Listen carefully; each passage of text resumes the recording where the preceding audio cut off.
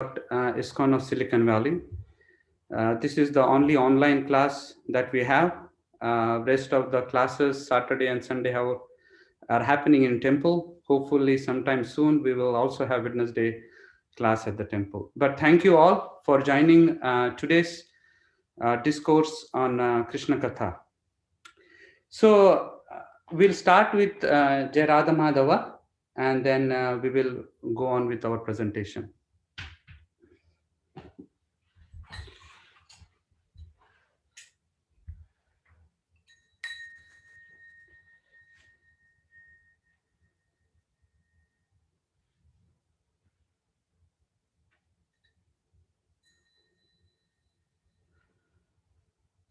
Jai Radha Madhava Kunja Vihari Jaya Radha Madhava Kunja Vihari Jaya Radha Madhava Kunja Vihari Radha Madhava Kunja Vihari Gopi Jana Vallabha Girvaradhari Gopi Jana Vallabha Girvaradhari Gopi Jana Vallabha Girvaradhari Gopi Jana Vallabha Girvaradhari Yashodanandana Brajajana Randana Yashodanandana Brajajana Randana Yashodanandana Brajajana Randana Yashodanandana Brajajana Randana Yashodanandana Brajajana Randana Yashodanandana Brajajana Randana Yamuna Tira Vanachari Tira Vanachari Jaya Radha Madhava Kunja Vihari Jaya Radha Madhava Kunja Vihari Jaya Radha Madhava Kunja Vihari Jaya Radha Madhava Kunja Vihari Gopi Jana Vallabha Girvaradhari Gopi Jana Vallabha Girvaradhari Gopi Jana Vallabha Girvaradhari Gopi Jana Vallabha Girvaradhari Yashodanandana Brajajana Randana Yashodanandana Brajajana Randana Yashodanandana Brajajana Randana Randana Brajajana Randana Yamuna Tira Vanachari Yamuna Tira Vanachari Yamuna Tira Vanachari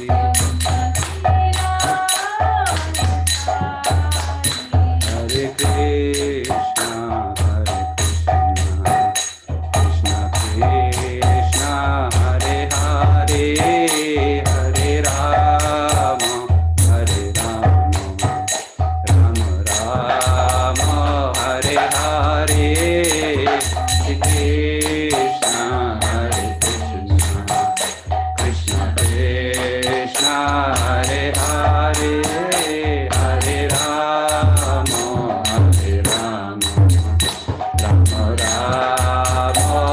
Hare Hare, Hare Krishna, Hare Krishna, Krishna Krishna, Hare Hare, Hare Rama, Hare Rama, Rama Rama, Hare Hare,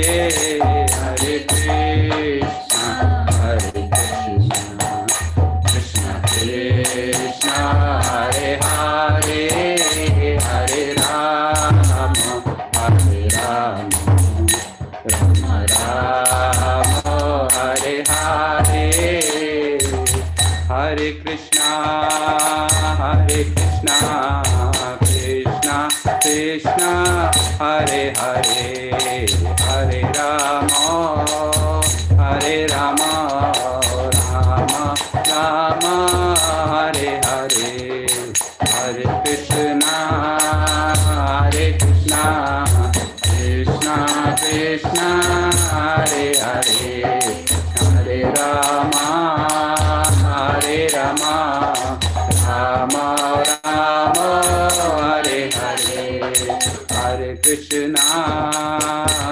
Krishna, Krishna Krishna, Hare Hare, Hare Rama, Hare Rama, Rama Rama, Hare Hare, Hare Krishna, Krishna Krishna, Hare Hare, Hare Rama, Rama Rama, Hare Hare, Hare Krishna, Krishna Krishna, Hare Hare, Hare Rama, Rama Rama, Hare Hare, Hare Krishna, Krishna Krishna, Hare Hare, Hare Rama, Rama Rama, Hare Hare, Hare Krishna, Krishna Krishna, Hare Hare, Hare Rama, Rama Rama, Hare Hare, Hare Krishna, Krishna Krishna, Hare Hare, Hare Rama, Rama Rama, Hare Hare, Hare Krishna, Krishna Krishna, Hare Hare, Hare Rama, Rama Rama, Hare Hare, Hare Krishna,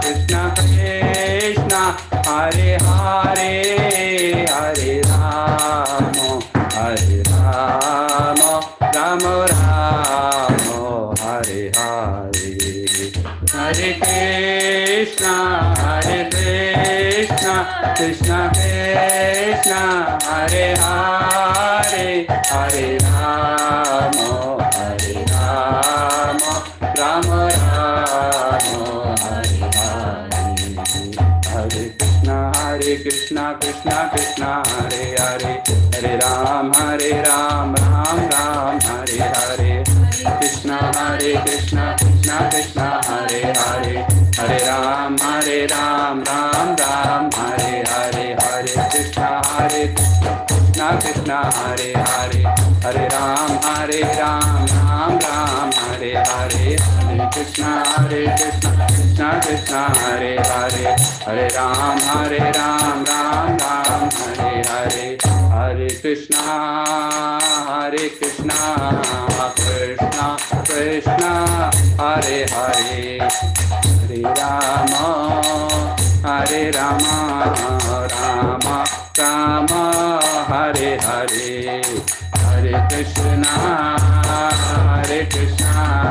Krishna Krishna, Hare Hare, Hare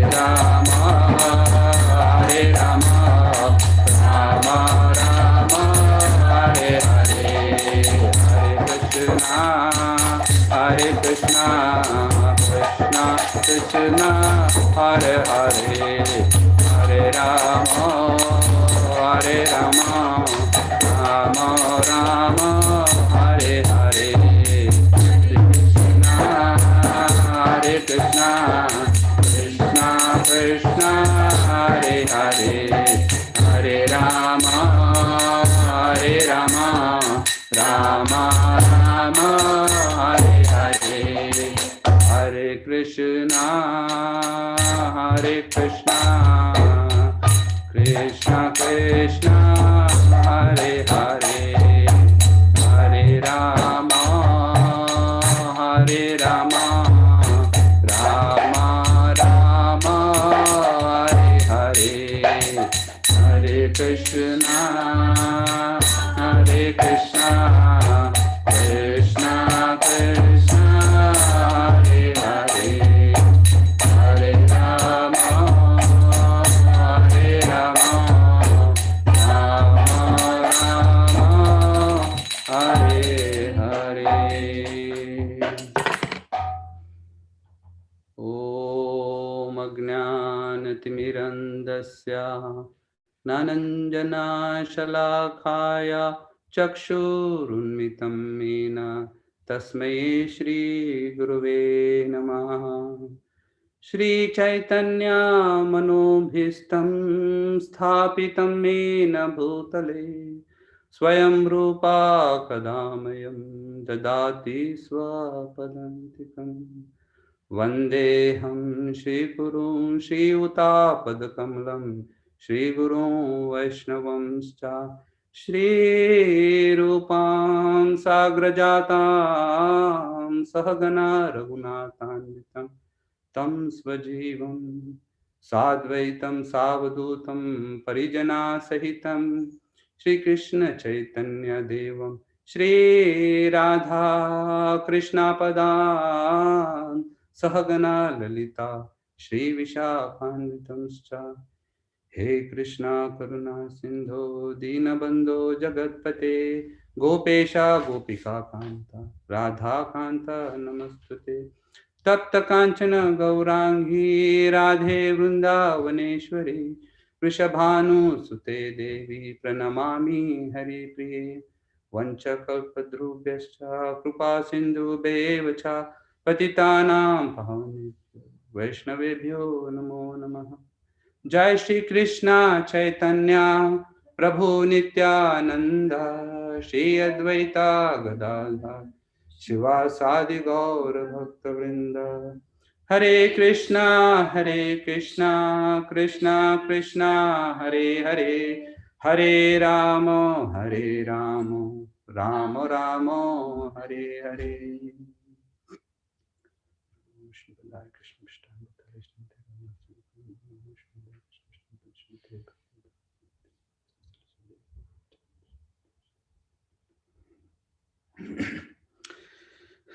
Hare Krishna. So today's topic of discussion is, there are two topics that I'm going to touch on. The first one is Karma Yoga, and also today is the disappearance day of Gopal Bhatta Goswami. So we'll talk first about Karma Yoga, and then I will keep some time for discussing the pastimes of Gopal Bhatta Goswami. Let me just open up.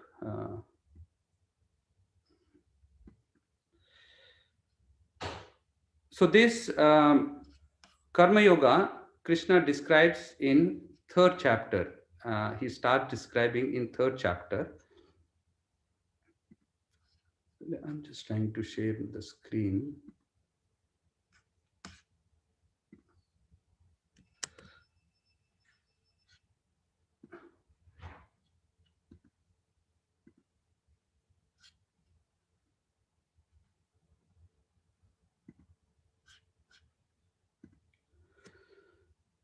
I hope you are seeing the screen, my screen. And yes. Thank you.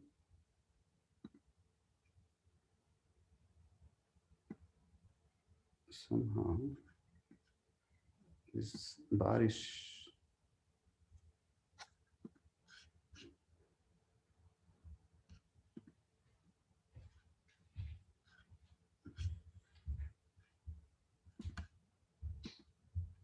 Okay.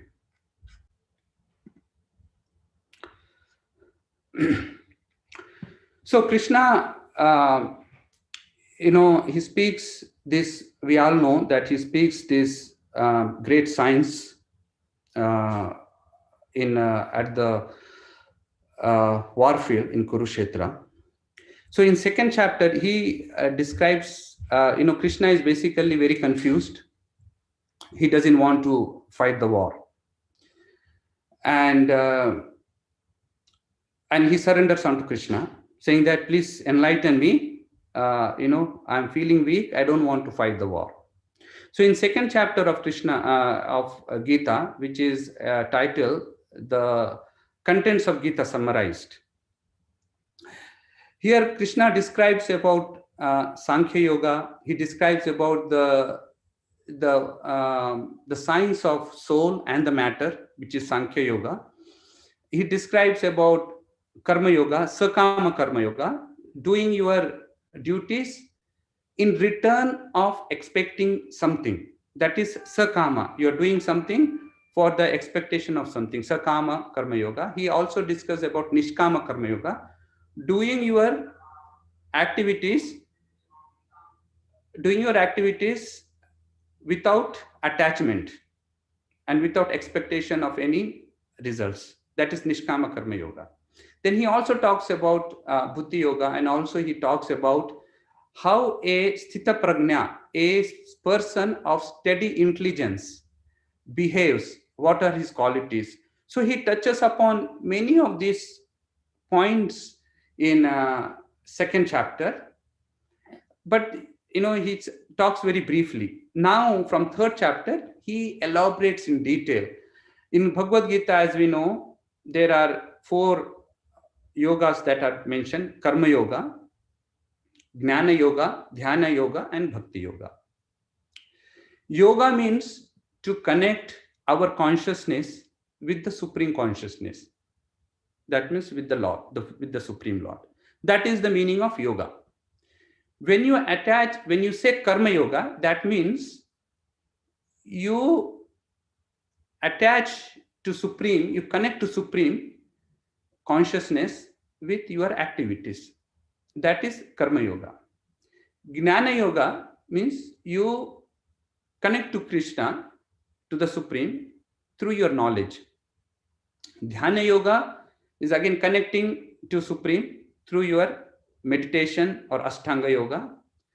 And Bhakti Yoga is connecting to Supreme through devotional service, with love and devotional service. Right? So when we say Karma Yoga means it is implying that you are doing service for the satisfaction of Krishna. You are trying to connect to Krishna. Okay, that is Karma Yoga. That means there is some kind of detachment is involved. So it is called, so the Karma Yoga in chapter 3rd is also called Nishkama Karma Yoga. So basically this chapter deals with Nishkama Karma Yoga. Nishkama means without attachment, with detachment, doing the activities. So that is the context of this chapter. Now Arjuna asks at the starting of the chapter, he asked to Krishna, he says, let me see if my screen, let me open it.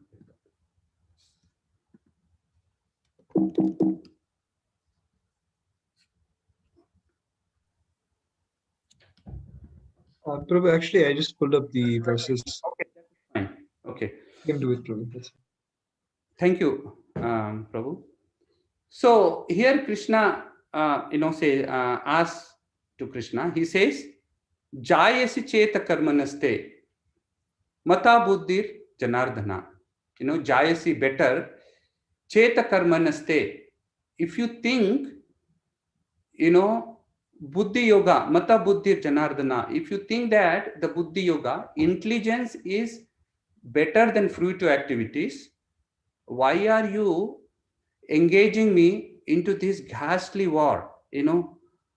Ghore mam, here it says, tat kim karmani, why are you engaging me in this ghore mam, which very ghastly deed? Why are you asking me to do it? Now, one should understand why Arjuna is asking this question. What is his confusion? So in chapter 249, it is said, Dure nahi avaram karma, buddhi yoga dhananjaya. So he's saying that Dure nahi avaram karma. Keep away the abominable activities very far from buddhi yoga. Okay, and with that consciousness, surrender unto me. So he is saying that Dure nahi avaram karma, keep that abominable activities. Now, what is the abominable activities? According to Krishna, any activity, any activity which is not prescribed in Vedas is, abominable action. Or you can, another way of saying is any activity with detachment. Actually, that is not abominable. Abominable is anything that is not prescribed in the Vedas, anything which is not your prescribed duties, that is abominable actions. That is according to Krishna. But Arjuna is thinking fighting is the abominable action.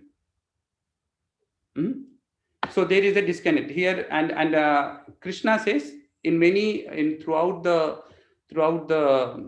second chapter he refers to Buddhi Yoga many times. So now Arjuna's confusion is this. Now you have told me Buddhi Yoga, keep away the abominable activities and engage in Buddhi Yoga. But you are also asking me to fight, So why are you engaging me in this ghastly affair? This is the Arjuna's question. Prabhupada says that sometimes people think that, Buddhi Yoga means inaction, means action, inertia, basically not doing anything, just renounce. And Prabhupada says that one cannot artificially renounce, it will be a disturbance to the society. So Arjuna's position is this: he doesn't want to do act, so that is inaction. He wants to take renunciation. He wants to avoid this war, by taking this, Buddhi Yoga as a shield, saying that you told me this is better, then why are you engaging me? I don't want to fight. That is Krishna's question. So next verse. So here, I think it will be better if I only control. Is there a way to control this, or I have to open? I can open myself, Prabhu. I think there should be a way to control. Let me just check. Let me just open up. That should be fine. Yeah, Prabhuji, if you go up and from view options, request control. Okay. Yeah. Okay, let me just, I think this is okay. I will just do this. So yeah, it was there, but I think somewhere it got lost. Okay.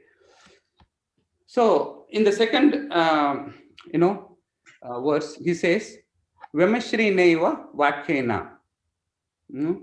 Buddhi moha ishvame tadekam vada nischitya ena shreyoham apnuyat. He's saying, Vamashri neva, you have given me equivocal instructions. You have told me in second chapter, talked about karma yoga, buddhi yoga, what are the activities of the sthita prajna.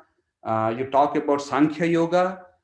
You talked so many things, because of that my mind is bewildered.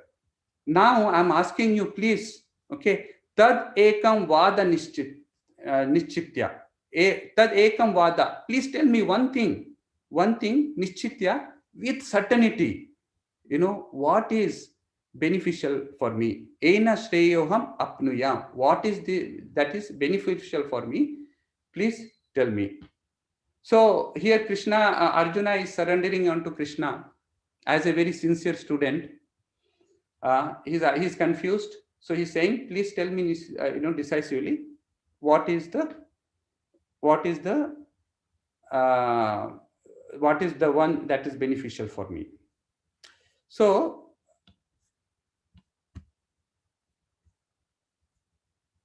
okay, so these are the two questions that he talks about. Then from verse 3 to 9, Krishna talks about, he starts speaking. Now Krishna starts speaking. Most of the chapter he speaks, uh, and he talks about art of the prescribed duties from verse 3 to 9. He says, what is the defect? There is a defect in Arjuna's thinking. So what is the defect? He clarifies that, And then from verse 10 to 16, he talks about the sacrifice, cycle of the sacrifice. So third to verse 3 to 9, he talks about generally the Nishkama Karma Yoga with detachment.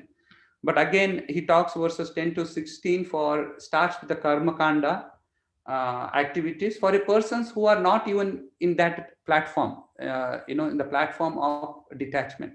So we'll go through that flow and we'll try to connect all these sections.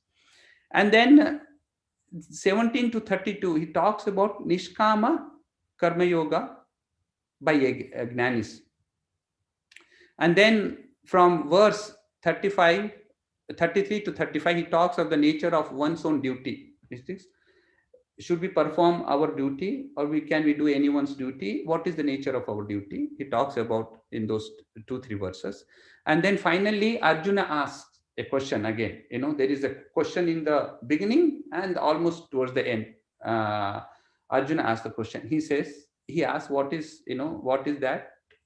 We are impelled to a living entity is impelled to commit sins, and Krishna says that the greatest enemy, he talks about the greatest enemy, which is lust, and how to control this, tame this lust, control this lust, right? So that is the flow of this chapter.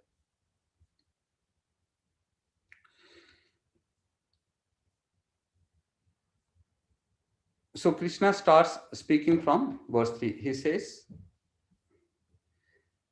O sinless Arjuna, I have explained there are two classes of men to realize the self. Some are inclined to understand it by empirical philosophical speculation, and others by devotional service. So he's not saying anything, he's stating that I have already explained you there are two classes of men. One class of men is the classes of Jnanis, and others is Karma Yogis. And there are different, here the word Nishtha is very important, by their faith. He has said that according to their faith and according to their qualifications, there are two classes of men. One is Gnani Yogis, one is Karma Yogis. Gnani Yogi means he has come to a state where he has completely detached from the work. He has purified himself, he has detached from the work. Karma Yogi means he is on the platform of doing activities. Now when you say karma yogi, karma can mean, very literal meaning means activity. So it can mean fruity activities also. Karma can mean reaction also, the result of the activities. And karma can mean the whole chain of action and reaction. So it can mean, depending on the context, it can mean any one of these. Now, when a karma yogi starts doing his prescribed duties, starts doing activity, he might start at a state, when he starts initially in a state of sadhaka, he might act with attachment, although he wants to be detached, but he starts with attachment. But as he purifies, he comes to a mature state, where he is completely detached, he is full of knowledge, he has come to a complete, the mature state of karma yogi. At that time, there is no difference between karma yogi and gnani yogi. So he has been purified all through his prescribed duties. So Gnani Yogis means they have been purified, and there is, they don't have to do their prescribed duties. Right? So Krishna is saying that there are two kinds of classes, and he is implying that now you decide, Arjuna, which one you belong to. That's what he just says. Okay. Now in the next verse, he says, Na karmanam anarambham. Okay. Naiskarmyam purushosnute, na cha sanyasna deva siddhim samadhi gacchati. So Arjuna's main point was he doesn't want to do action because he gave many reasons in second chapter. One of the reasons he says is, I don't want to do it because there are sinful reactions. Now Krishna is saying in this verse, he is saying that, you cannot avoid sinful reaction just by not doing the work. Okay. Nor can you achieve perfection by renunciation. Okay, so Arjuna wants to do inaction. He doesn't want to do action. He wants to renounce. So he's saying that just by not doing your duty, you cannot avoid the sinful reactions. Or by just renunciation, you cannot, by just renouncing artificially, you cannot achieve perfection. So Prabhupada says here that, one should not renounce artificially.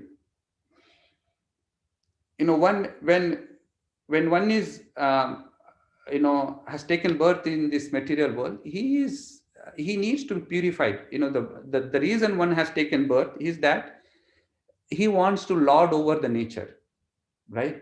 So he has lot of desires and things like that. That's why he is in this world in the first place, right? So without going through the purificatory process, one cannot renounce artificially. If he does that, then it is a disturbance to the society, and it creates a lot of disturbances, and there are more sinful reactions than, if he had not taken it. So, so one should not artificially renounce things. Right? So now Krishna is trying to refute, point by point, the Arjuna's thing. So he's saying that, you cannot achieve, cannot avoid the sinful reaction. We'll see why you cannot achieve the sinful reactions. He says there is not even for a moment, nahi kaschit shanam api, not even for a second, that the living entity can be idle. He will be forced to do work because of the modes of the material nature. So he's saying that one who has taken the birth, he has to maintain his body. He also, Krishna also says in the, couple of verses later that the same point he mentions, that one has to do work to simply, maintain our body. If you don't try to do work and renounce, then you will be depending on others for your existence. So you cannot artificially, renounce the thing. So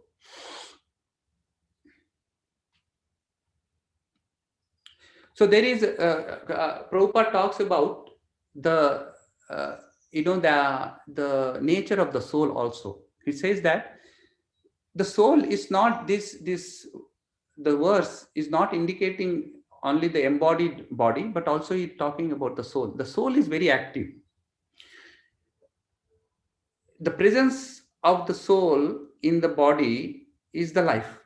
That is the consciousness. That makes the body move. That makes everything being alive.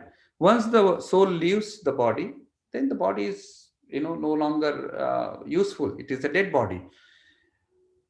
So when a person takes bath, so the natural tendency of a soul, the natural constitutional position of a soul is to be in service of Supreme Lord. That is the natural position of the soul. But because the soul has taken birth in this material world, he is trying to lord over the material nature.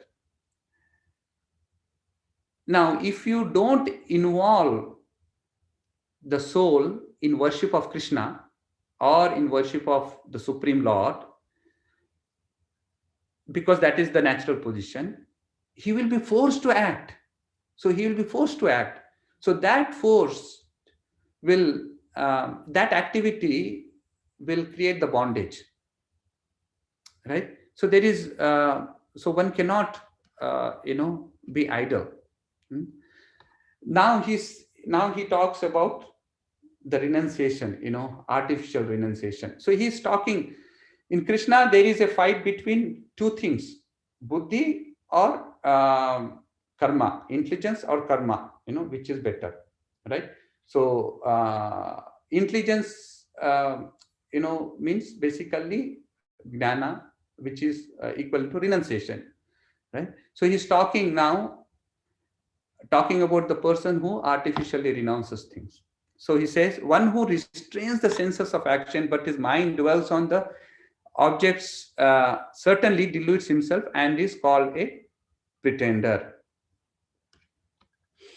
So as we spoke earlier, that one has to go through this purificatory process. But if one doesn't go through the purificatory process and tries to, some impersonalist, some tries to artificially restrain the senses, but in the mind, they are thinking of all sense gratification.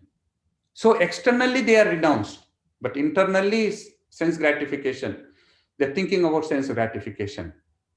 Now, because they're externally renounced, to satisfy that urges, they might do, engage in that, sense gratification secretly.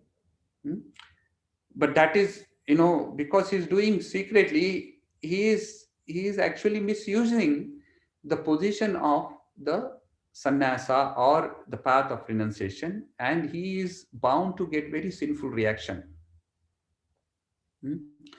So Krishna is saying that such a person is mithyachari, is a pretender, is the greatest pretender. So he's implying here that this is not the path to take.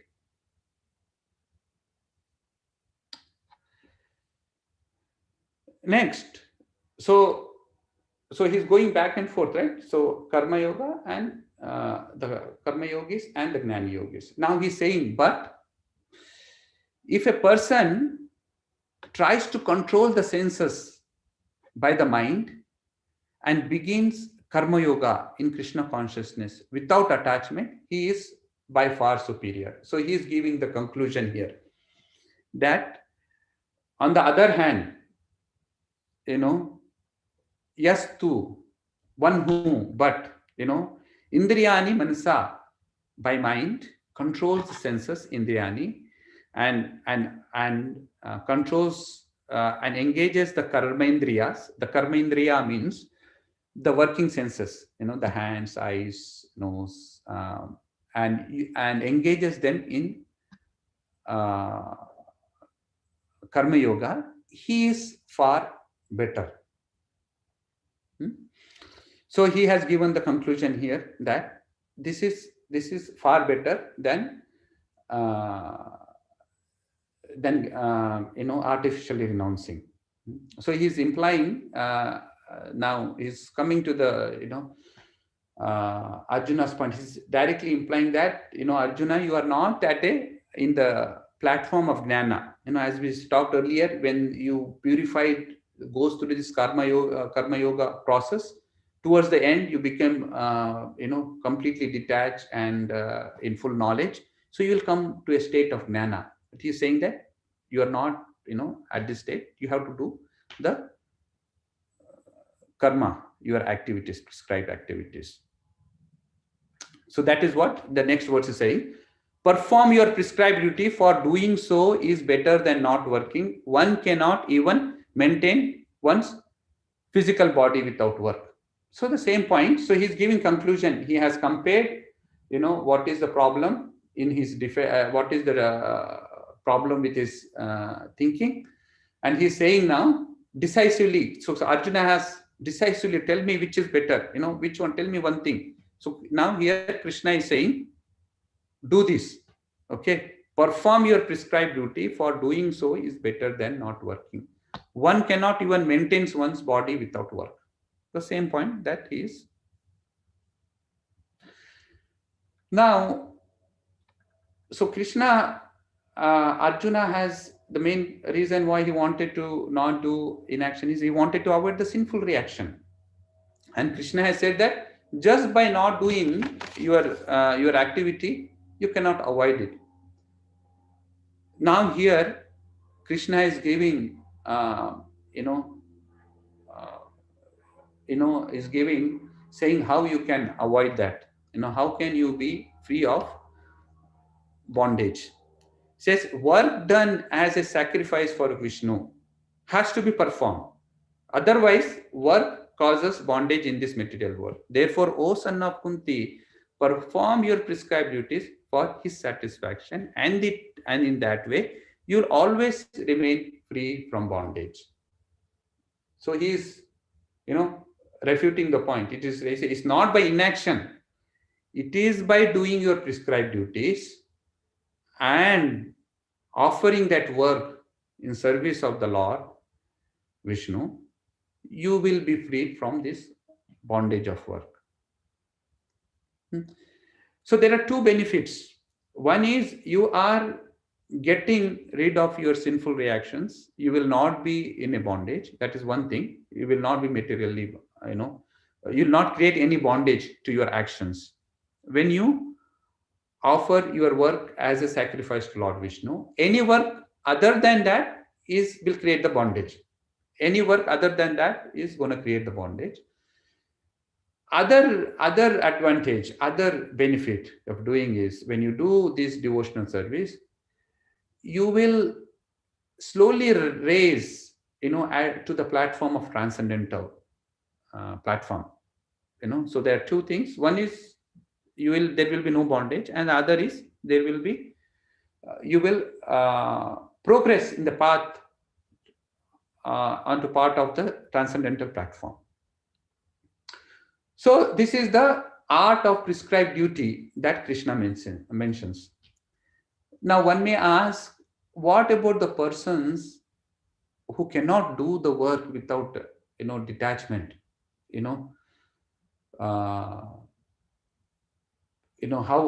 What is, how can, what can they do? So now Krishna talks about the cycle of sacrifice. Mainly he starts for the people who are attached to the results. So he recommends karma kanda, and he goes to the point of karma yoga, karma kanda to karma yoga. So he says that this is from verse 10 to 16. So you're seeing the flow. Krishna has said that the prescribed duties, do your prescribed duties without attachment. Now Krishna is saying, if some persons are still attached, what is their position? How can they progress? So Krishna says that I have given sacrifices. I have created Prajapatis. I have created living entities. I have created demigods. I have created Vedas, and I created sacrifices. A person who is at a platform at Sakama Yoga means who has attachment to enjoy the results of his activity. He says, for them, I have prescribed these yagnas, these sacrifices. One should perform these sacrifices as mentioned in Vedas. That is what he is saying. In the beginning of creation, the Lord of all creatures sent forth the generation of men and demigods along with sacrifices for Vishnu, blessed them by saying, be thou happy by this yagna, because its performance will bestow upon you everything desirable for living happily and achieving liberation. So ones who follow these Vedic injunctions, the main reason is for them to elevate them and take them to the Supreme Lord. That is, the actual beneficiary is actual benefits of these sacrifices is Lord Vishnu. But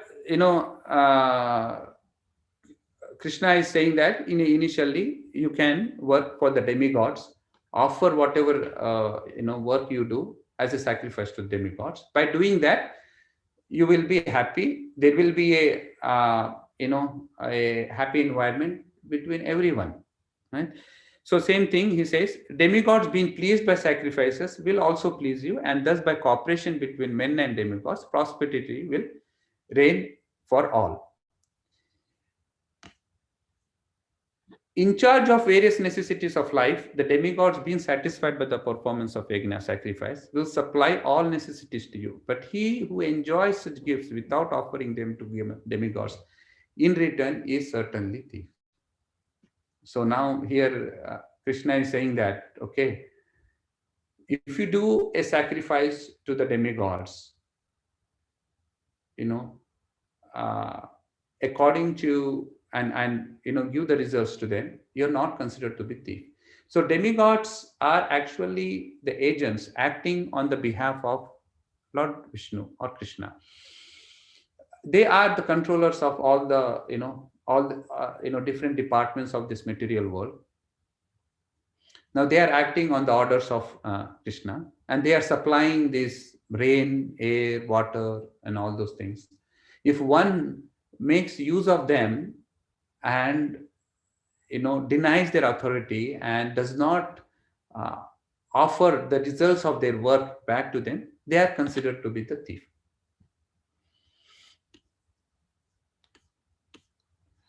Devotees of Lord are released from all kinds of sins because they eat food which is offered first for sacrifice. Others who prepare food for personal sense enjoyment verily eat only sin. So he's saying that how can you offer your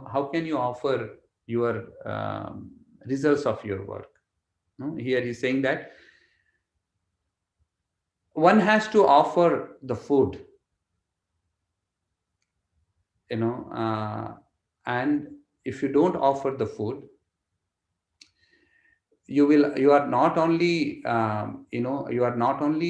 thief, but you are it is very sinful. You are creating only sins. So if you don't do that, you are a thief and you are doing all these sinful activities. There will not be happiness. There will not be any happiness in this world. So through this activity, one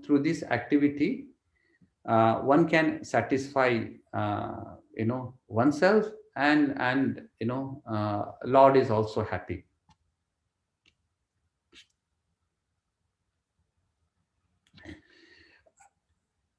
So in the next verse, he's saying all living entities subsist on food grains which are produced from rains. Rains are produced by performance of yajna, and yajna is born of prescribed duties. So again, the same point is emphasizing, and here is saying that the cycle of sacrifice is mentioned.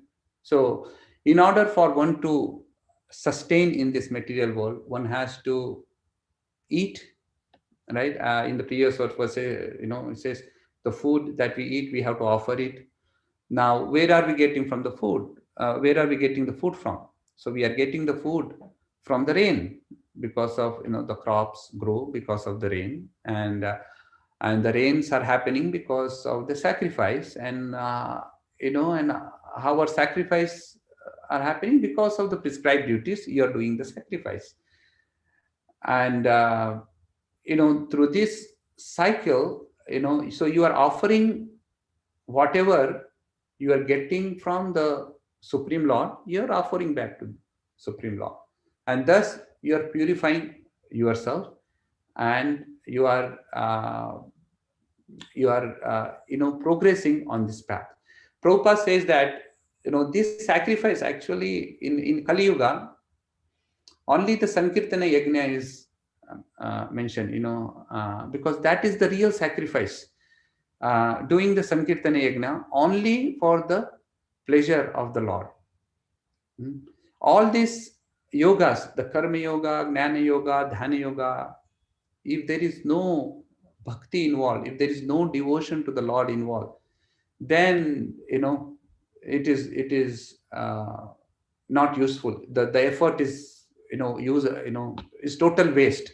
But on the other hand, if you do devotional service, if you do the Sankirtana Yagna, even though you are not able to do your prescribed duties perfectly, that is fine. You will still progress onto the path of the spiritual, uh, uh, towards you can achieve the Supreme Lord.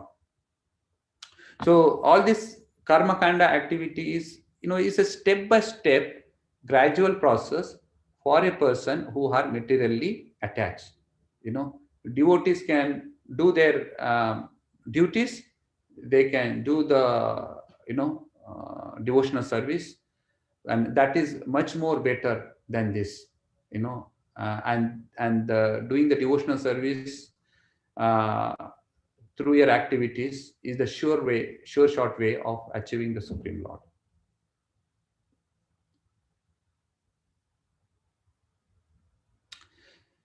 So same thing he's saying here, that the Vedas, all these activities are mentioned in the Vedas, and Vedas are coming from me. Because Vedas are coming from me, these activities, there is a transcendental activity when you perform this sacrifice.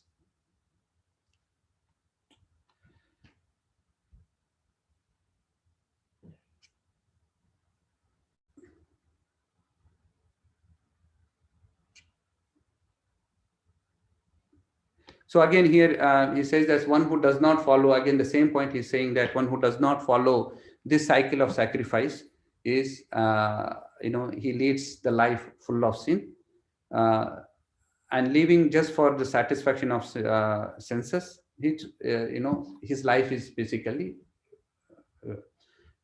in vain. So that is what he describes it. So he comes to the conclusion that, okay, one should do the cycle of sacrifice. So he has told, see the time, I think 7:53. Okay, I think I have to rush because I want to touch upon Gopal Bhattu Goswami also. Now here, cycle of sacrifice is mentioned. So you see, he has told about the people who are performing the Nishkama Yoga. He has told what is the path for the persons who are attached. Now he's saying that he talks about the Gnani Yogis, persons who have reached that stage of Gnana. Is prescribed duty needed for them or not? Because Arjuna's point was, I will take sannyasa, I will take renunciation, I don't have to work. Now Krishna refused this point here.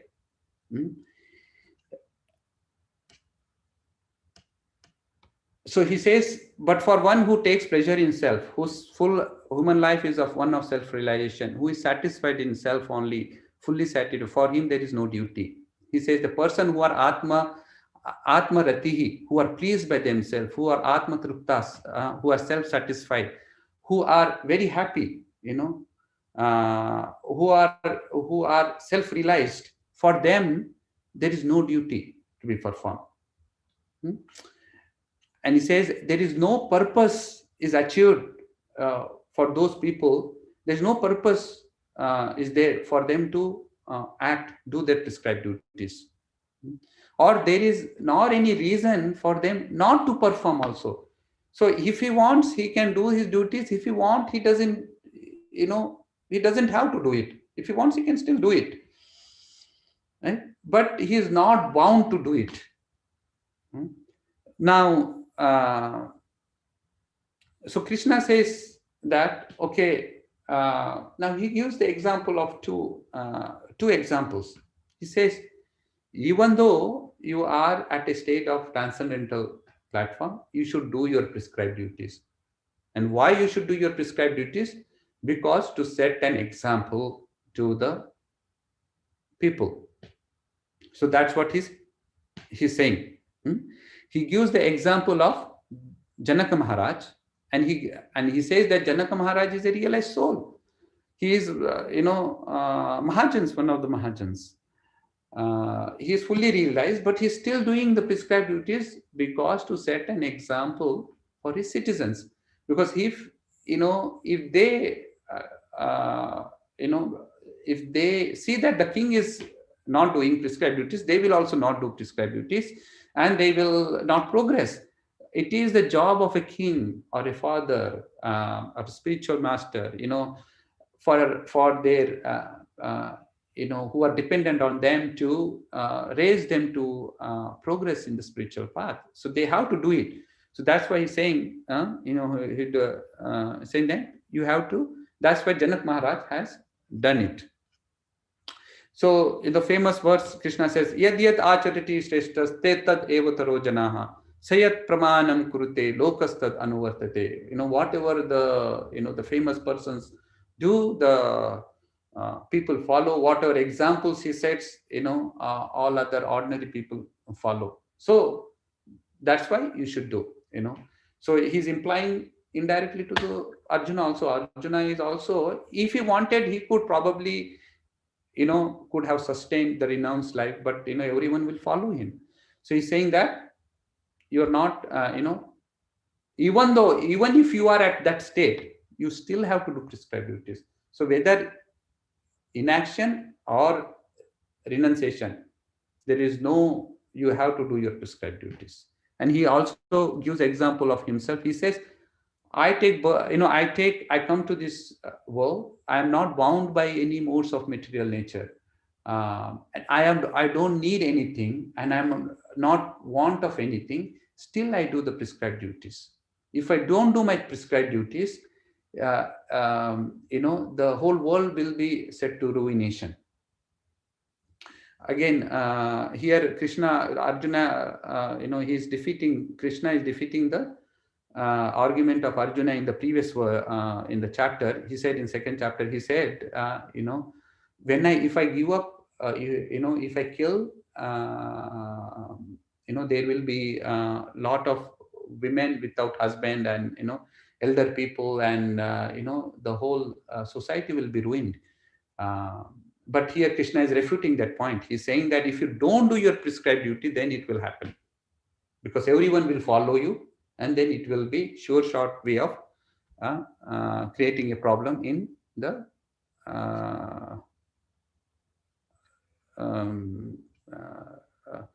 problem in the society. So that's what he discusses, and then he discusses about the how a worker in attachment and the worker in detachment behave, and how does the worker in detachment behave with worker in attachment. That is a person who has purified himself, come to a gnana state. How does he behave with a person who is attached to the results and things? So one person is attached to the results, he's doing his karma kandic activities, or he's he's not at a platform of gnana. So Krishna says that a person who is at a gnana state, he should not interfere. He should not he should not interfere him. He should not ask him to stop the activities. He should not very abruptly ask them to engage in nishkama karma yoga or things like that. He says you perform through your actions, you set an example. Through your actions they will do it. And finally, coming to the purpose of the the verse 3.30, finally he talks about, he gives the glimpse of bhakti yoga in verse 3.30. He says, Mai sarvani karmani sannyasya chetasa nirashirirmam bhutva yuddhasya virtachuraha. So here he's saying that Therefore, O Arjuna, surrender all your works unto me with full knowledge of me, without desire for profit, with no claims to proprietorship, and free from lethargy. Fight. So he gives the conclusion. He gets into the, into the path of bhakti. He gives the glimpse of bhakti yoga here. He says, "O Arjuna, surrender all your works unto me with full knowledge of me, without any desire for profit, nirashir, without any desire for profit, nirmama, without any claims of proprietorship, free from lethargy, give this weakness of heart, free from lethargy, fight." Hmm? And then, so that is so he gives his conclusion. He asks, for certainly, give your weakness and fight.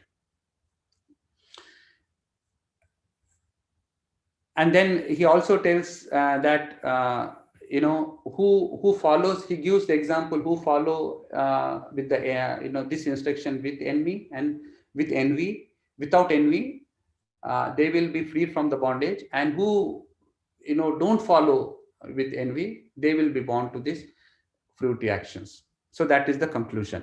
And later Arjuna asks, Krishna also mentions that a person who has come to a knowledge, to a point of knowledge, is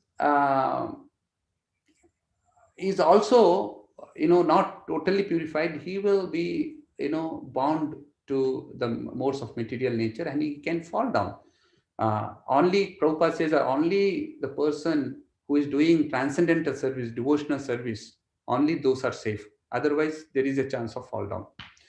Arjuna asked then, what is the reason that one is impelled to do this activity? To do this activity as if doing by force. And Krishna gives in the final section, he talks about the lust. He says, lust is the only thing that is making, forcing this living entity to work, do this activity, even though forcefully doesn't want to do it, but he does it. And Krishna gives, so he said, this is the greatest enemy. So now you have identified the enemy. So once you identify the enemy, then the first thing is you need to find out where that enemy is and how to get rid of this enemy, how to tame that enemy. So he gives saying that, where does this enemy reside? He says this enemy resides in the senses, mind, and the intelligence. These are the three places where it resides. I'm just quickly going through it. So because we are short of time, but the essence I'm giving. So he says these are the three places of envy, where the enemy resides. So with your spiritual intelligence, you should control your senses and turn this, kill this enemy called lust. So this is the brief. I have rushed through the last section of the Bhagavad Gita, but if you see the flow again, we understand the question. He has a conflict between the karma and the intelligence. Krishna refutes that. He tells what is the art of prescribed duties. Then he tells about the person who are Sakama yogis, who are attached to this, what is their path? Okay. And then he tells, even you are renounced, even you have reached a state of jnana, you still have to do prescribed duties because you have to set an example. If you don't set an example, then the whole society will be ruined. And then also he gives the verse, the 3.30, he says that you have to surrender all your work without proprietorship, without desire for profit, without claiming any proprietorship, with full knowledge, you surrender unto me. And then, even having all this knowledge, one is still forced to act. And Krishna says that lust is the only enemy, that why a person is forced to act. And Krishna says how, where does the lust resides? In the senses, mind, and the intelligence. How with the intelligence with the spiritual intelligence, you can control the mind, because intelligence is more superior than mind. Mind is more superior than the senses, and the senses is more superior than the gross body. So once the mind is very strong, you can control the senses. So that is in effect the summary of this karma yoga. Okay, we have 25 minutes more, so I will talk about Gopal Bhatta Goswami. So today is a disappearance day of Gopal Bhatta Goswami.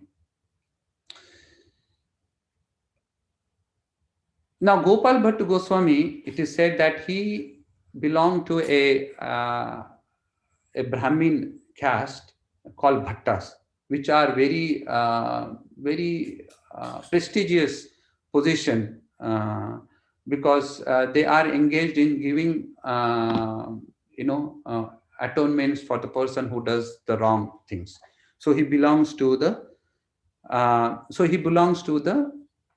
those subcaste of Bhattas.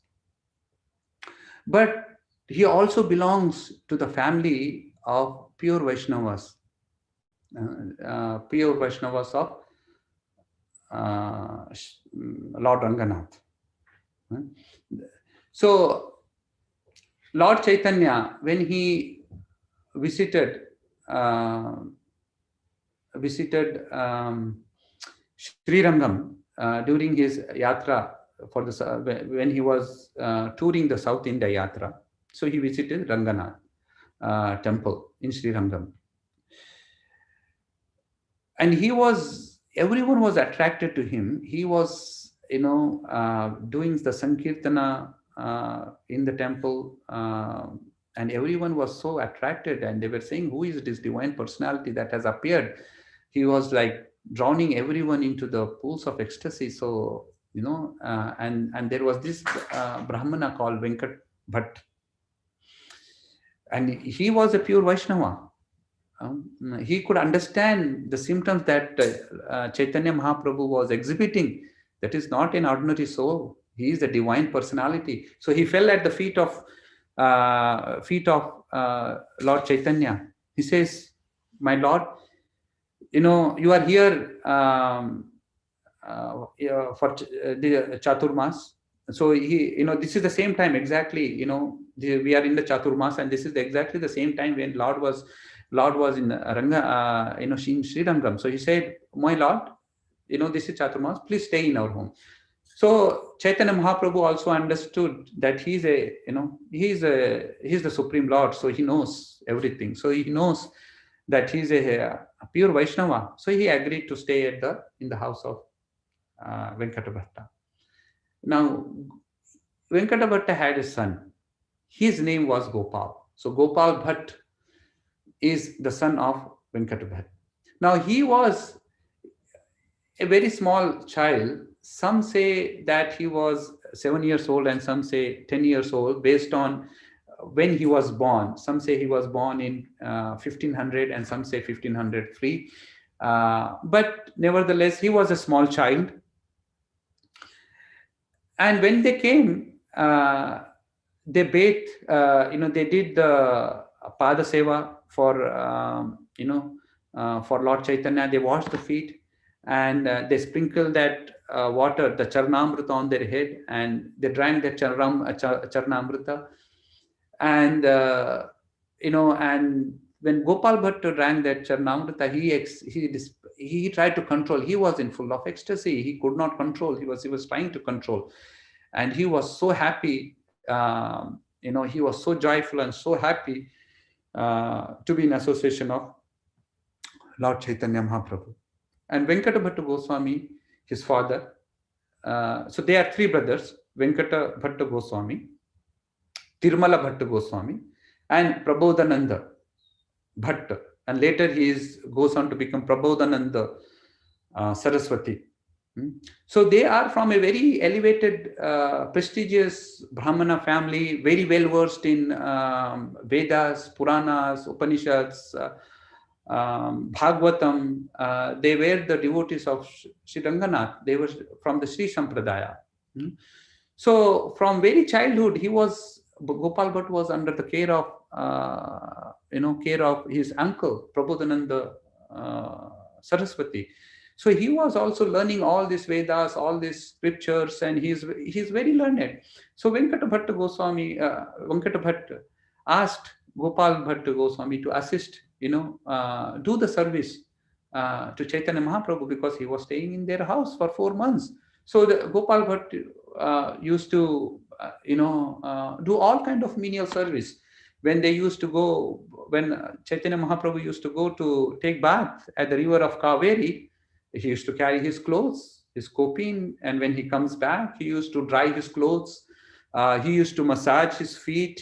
He used to prepare prasadam. He used to serve. So in that way, he was doing all kinds of menial services very humbly. He was he was very learned. In spite of that, he was doing all this very humble service. And he was used to also think that, I am here in this Sri Rangam, very far away from Nadia. He used to think, why the Supreme Lord has, sent me here. I did not see any pastimes, of Nadia, Lord's pastimes in Nadia. So he used to think, why I am here. He was at this in a place in Sri Rangam that is the the fountainhead of the Vaishnavism. He is staying at that place. Still, he is thinking that why I was not born in Nadia. So Lord Chaitanya would understood what his inner desires is. So once when Gopal Bhatta Goswami is taking rest, he saw the dream. He was transported to Nadia. There he saw Chaitanya Mahaprabhu with his black hair, with beautiful clothes, with Malati flower garland, with beautiful jewelry, and his beauty was so, he was like enjoying the beauty of Chaitanya Mahaprabhu, and he was dancing in the dream. And then he also saw Nityananda Prabhu and Advaita Acharya.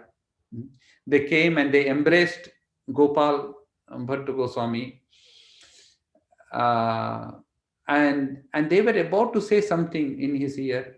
His dream broke off. So when you see a good dream, sometimes you want to again fall asleep and want to continue with the dream. He tried, but he came out of dream. So as soon as he came out of dream, he ran towards Chaitanya Mahaprabhu, because he was staying in his home. He fall at the feet of Chaitanya Mahaprabhu. And as he fall at the feet of Chaitanya Mahaprabhu, he saw the Sham Sundar form of, the Chaitanya Mahaprabhu turned into Sham Sundar form. He saw the flute, and with beautiful jewelry, and he saw that form. And then that form was transformed into a molten golden color, and he saw again the Chaitanya Mahaprabhu's form. And and then when we woke up, he saw the form of Lord Chaitanya in a sannyasa attire. So he was, he was full of tears in his eyes. He was crying. He was so joyful. He was, and Mahaprabhu took him in his lap. Mahaprabhu also, had tears in his eyes. He was bathing. It is described like he was bathing with his tears, and Gopal Bhatta was also crying. And he said to him that one day you will come to Vrindavan and you will meet Sanatan Goswami and Rupa Goswami, and you will be engaged in propagating, writing, helping with this, writing the literatures and propagating the science of the Vaishnava philosophy, in distributing that Vaishnava philosophy. So thus he was engaging in his, duties. He was serving with his whole heart and soul. Even Venkata Bhatta Goswami and the three brothers, they were also serving the Lord. The Lord Lord Mahaprabhu had a very nice relationship with Venkata Bhatta. He had, in a Sakyaras, so they used to talk casually, jokingly, used to laugh, and they used to sing, and then they used to have the discussions also on, about why, Lakshmi came to Vrindavan, she stays in Vaikuntha, why she came. So, and there is a beautiful pastime of that, we'll skip, but eventually Venkata Bhatta Goswami comes, he get convinced in the philosophy of Gauda Vaishnavism, and he takes the shelter of the Lord Chaitanya Mahaprabhu. And then at the end of Chaturmasa, when he was supposed to go, he was leaving, they were all sad. And it is, understand, their heart were like, filled with sadness, because the Supreme Lord is leaving after 4 months. You can imagine, after 4 months staying with Supreme Lord, engaging in serving him, and he's leaving, your heart will be broken. So that was their state, and they wanted, Gopal Bhatt said, please stay for some more time, he said few more months or 1 month, and finally I think he stayed for a couple of weeks more, but he left. And then Gopal Bhatt said, I want to come with you. Chaitanya Mahaprabhu said, no, you stay with your parents, take care of your parents. When the time is appropriate, you will come to Vrindavan. So following the instructions of Chaitanya Mahaprabhu, he stayed there at Sri Rangam. He took care of the parents very nicely. And when they were about to leave towards the end stage of their lives, now Venkata Bhatta called for him, and he said, you take surrender unto Mahaprabhu, take his shelter. So they advised, they gave the instruction. The father also gave the instruction to Gopal Bhatt, and Gopal Bhatt, soon after, he went to Vrindavan. At that time, Chaitanya Mahaprabhu was staying in Jagannath Puri. Now, he could have gone to Jagannath Puri, right? Because Lord is there. He wanted to, he can directly be in association of the Lord. But Chaitanya Mahaprabhu's instruction was to go to Vrindavan. So he followed the instruction of Chaitanya Mahaprabhu. So here we can see, how the importance of the instructions, the difference between, Vani and Vapu, association of the spiritual master, both are important. But, spiritual master can leave this material world one day. So the only thing that is left is the instructions. So if one has to choose between two, then the Vani instruction is better. So on that, so he went to Vrindavan, and he met Rupa and Sanatan Goswami there. Earlier, Chaitanya Mahaprabhu had instructed Rupa and Sanatana to take care of him, treat him as a younger brother. And when he arrived, when he met, they sent the message to Chaitanya Mahaprabhu in Jagannath Puri that Gopal Bhatt has arrived here. And Chaitanya Mahaprabhu was very happy to hear this news.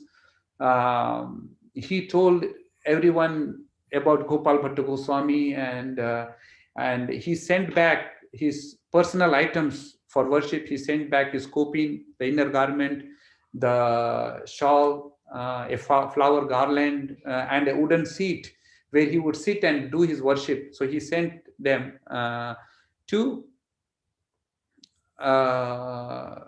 Gopal Bhatt Goswami. And Gopal Bhatt Goswami used to worship those items. Rupa Goswami engaged him in service of Govinda Dev, GT in Vrindavan. But one day he gets Chaitanya Mahaprabhu comes in a vision, and he says that you worship me in the form of Shaligram Shila. So he goes back to Rupa Goswami and says, this is what I got, instruction from Lord Gauranga. He said, ask me to worship Shaligam Shila. So he says, yeah, I think, you were very attached to Govinda Dev deity, but, Govinda Dev wants you to worship in his separation to Shaligram. So please worship Shaligram. So he took his permission. So to get the Shaligram Shila, which was not very available, so he went to Gandaki River in Nepal. From Vrindavan, he went to Nepal all the way. So there he collected 12 Shilas, 12 Shaligram Shilas. So he got them back. So he used to worship Shaligram Shilas with very, with full of devotion and love. And he has a desire, to decorate the, Shilas. And he wished that the Shila had arms. He had arms, hands, legs, head, so he can decorate them properly. He always used to meditate on that. One day, a rich merchant who was a devotee came, and he was distributing all the garments, the jewelries, the crowns, the anklets, the bangles to all the deities of all these Goswamis. So he also gave them to Gopal Bhatta Goswami.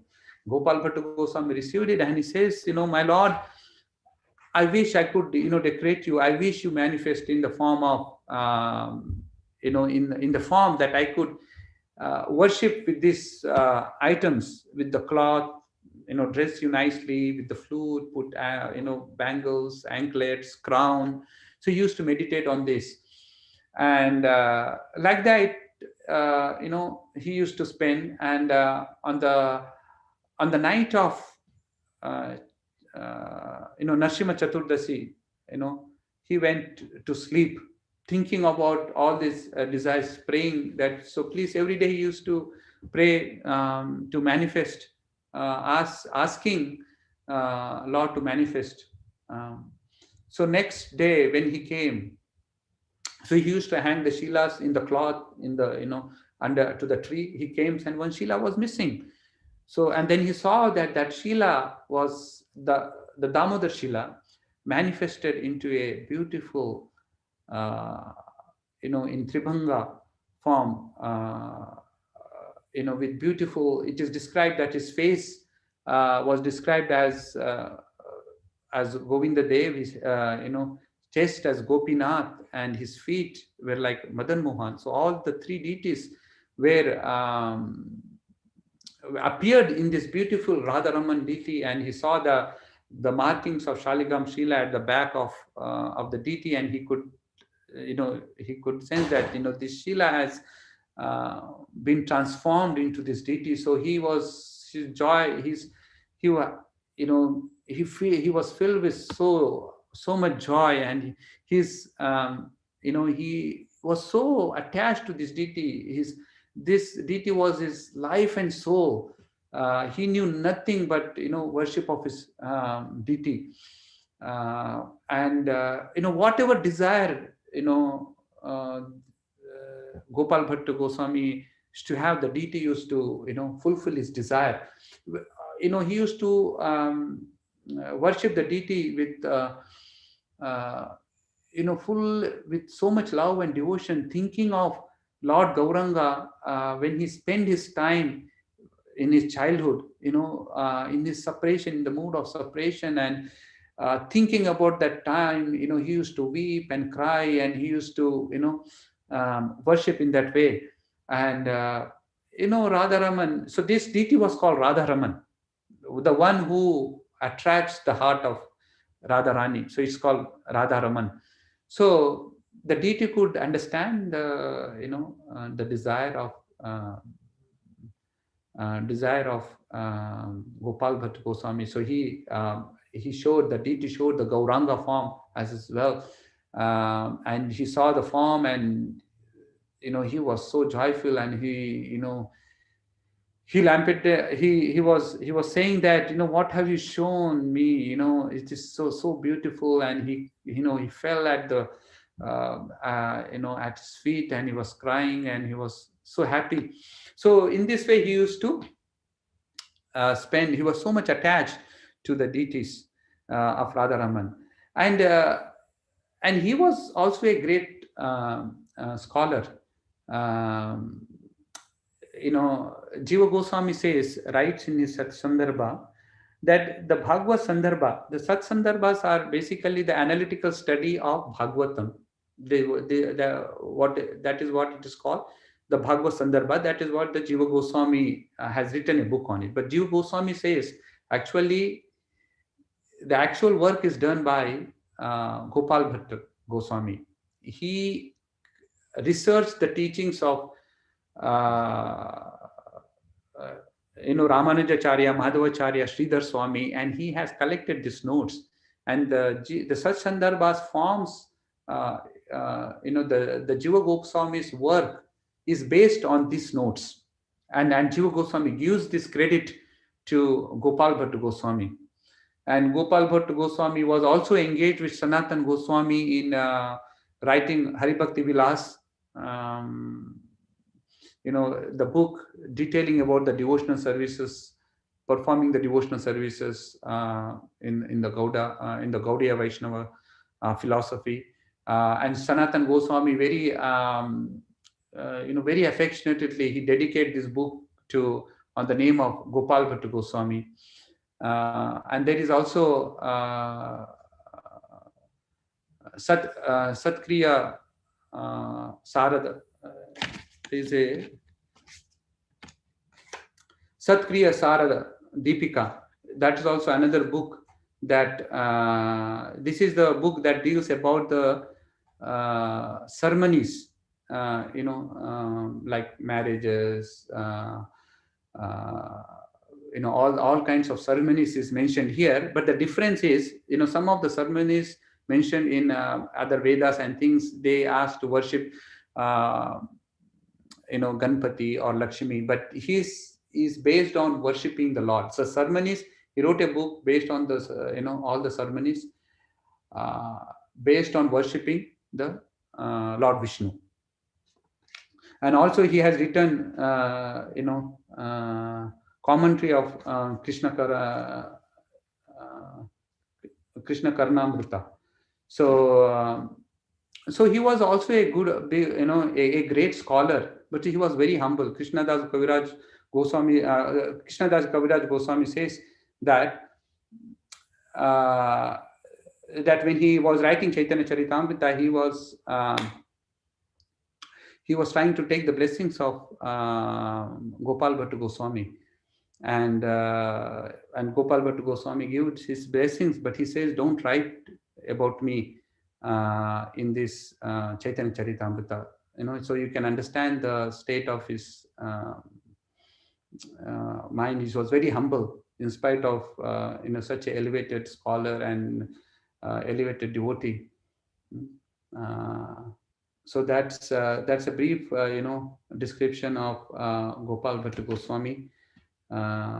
Thank you all for we just have 2 minutes left, but thank you for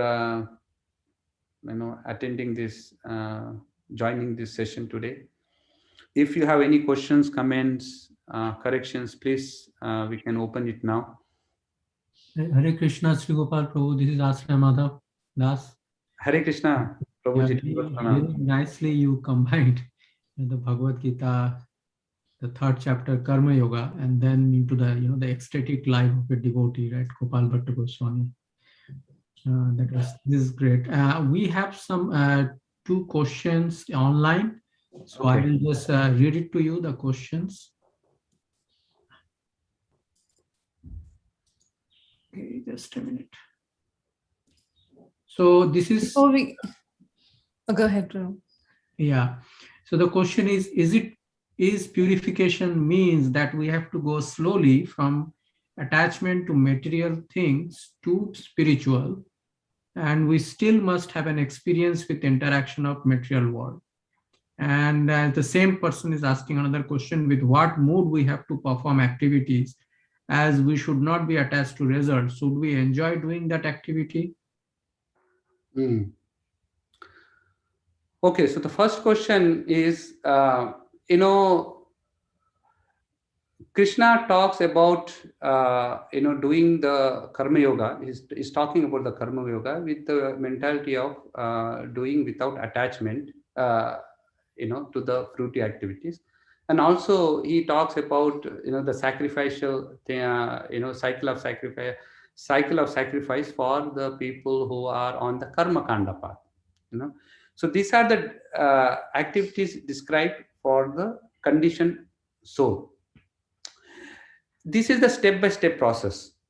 You can go through this process, but for a practitioner devotees, you don't have to follow this path.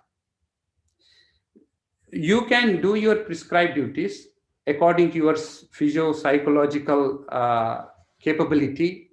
You are put into a certain situation, unless it's very abominable, work that you are doing, like doing in meat industry or something like that. But if you are doing a normal work, you are engaged in something, you do your work, right? But you practice devotional service. So you are doing sakama karma yoga. You are at a starting age, you are doing sakama karma yoga. Yeah, that means you are doing some activity, you are getting results, you are enjoying also, but you should at the same point engage in the devotional service. That is better than just doing the sakama karma yoga and also the nishkama karma yoga without devotional service. So one should do do your prescribed duties, whatever job or whatever things you are doing, but you practice the devotional service. By that you will come to a platform. You will purify yourself of your activities, and then you will come to a state where you will no longer be desiring the activities, the fruits. You will no longer be engaged, wanting to do the work just for sense gratification, right? So that is the recommended path for a sadhaka, a person who is in starting. And with the mood, Krishna says, Bhuktaram Yagna Tapasam, Sarva Loka Maheshwaram. Everything belongs to Krishna. He is the Lord of the universe. Nothing is mine. Nothing is mine. So we should work in that mood and dedicate whatever results we get. We offer that results to the Lord. We are very fortunate to be in society, ISKCON society. There are a lot of services. We do book distribution, there is prasad distribution. You can engage whatever you earn, with that mood, with the mood of that this nothing belongs to me, only the Supreme. It's everything belongs to Supreme Lord. We should do our activities, and while doing that, we can gradually purify ourselves. SriGopal Prabhu, Hare Krishna. Hare Krishna, Prabhu. Dandat Pranam. Prabhuji, so my question is regarding, the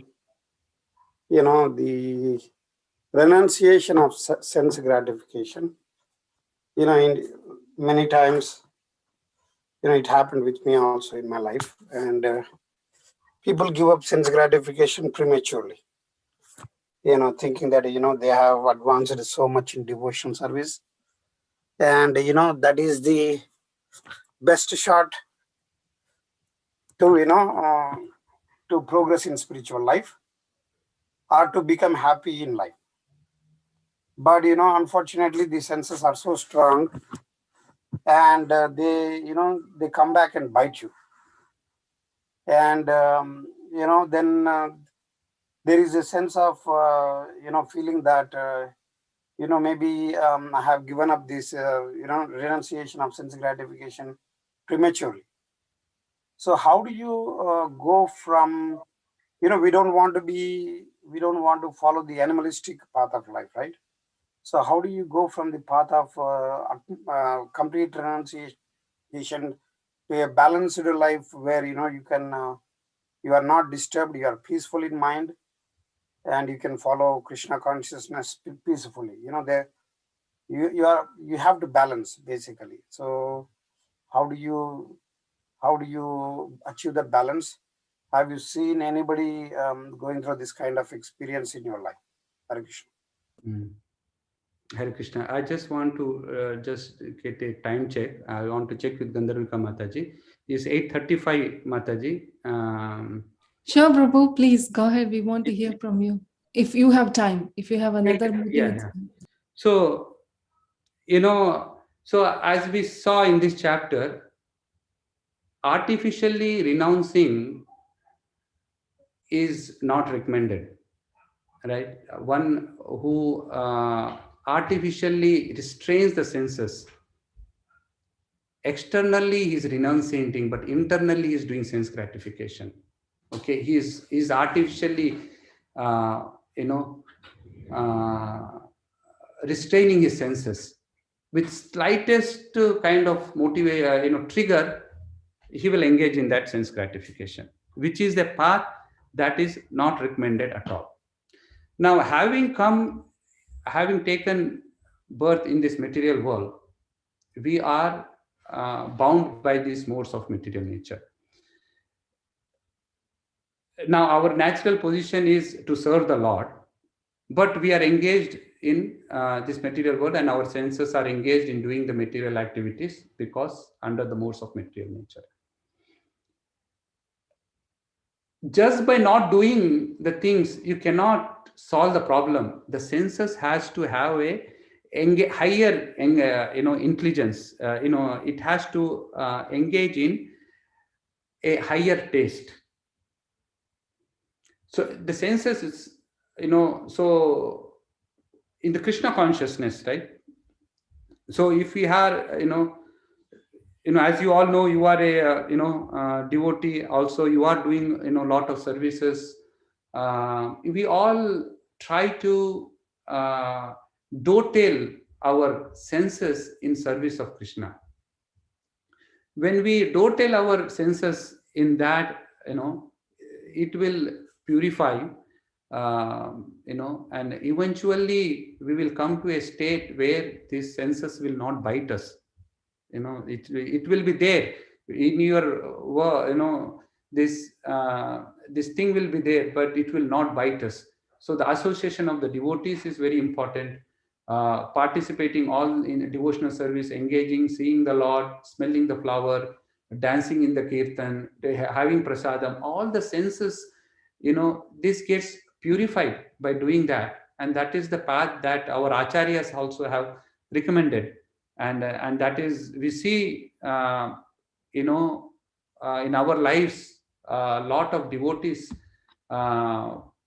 even though they are attached to eating ghastly things, meat, intoxicating, they haven't artificially restrained it.